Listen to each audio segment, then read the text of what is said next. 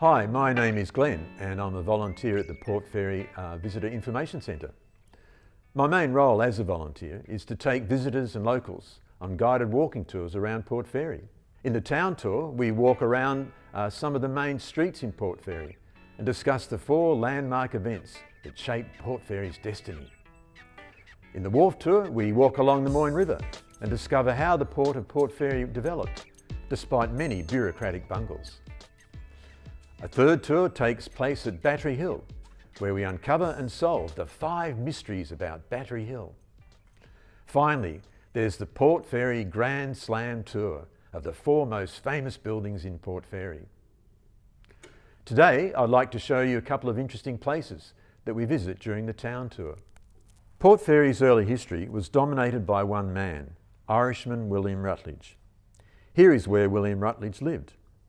Although another Irishman by the name of James Atkinson bought the land in Port Fairy and created the township here that he called Belfast, it was William Rutledge who brought energy, vision and investment to the township and helped Belfast develop into the leading town in the region.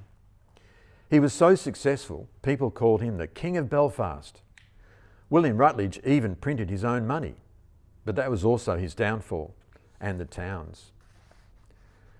Let's walk up Cock Street towards Sackville Street. Cock Street is named after an early settler by the name of John Cox. John Cox was an interesting character who fought a duel in the main street of town.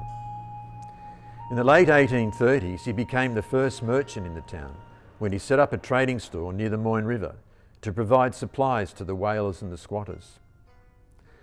There are some very interesting homes on the other side of Cock Street. On the corner of Wishart Street and Cock Street is one of the very first brick houses built in Port Fairy. It's a polychrome house with a tessellated veranda and a bay window, all strikingly new features to Port Fairy when it was built around 1888.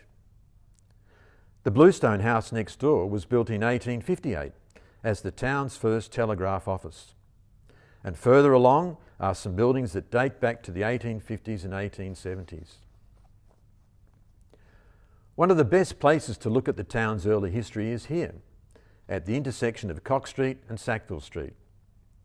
On each corner is a remarkable building that reflects different aspects of the town's early history.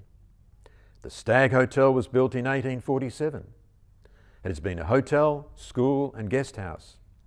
Today, it is known as Seacombe House and is a comfort inn providing accommodation. This bluestone building was originally built in 1857 for the Bank of Australasia before becoming the ANZ Bank.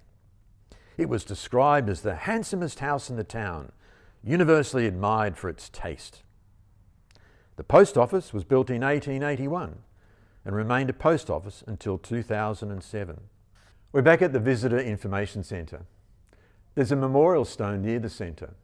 Each of my guided walking tours begins there. The memorial stone has an inscription about the local Gunditjmara Aboriginal people. The memorial explains what happened to the Gunditjmara when the first European settlers arrived in the area. Because the Gunditjmara have been living here for thousands of years, it's important to acknowledge that they are the traditional owners of the land in this region. If you're a visitor to the town or a local, I hope you'll consider coming along on one of my tours. If you can, I guarantee that you'll have fun exploring Port Fairy's history.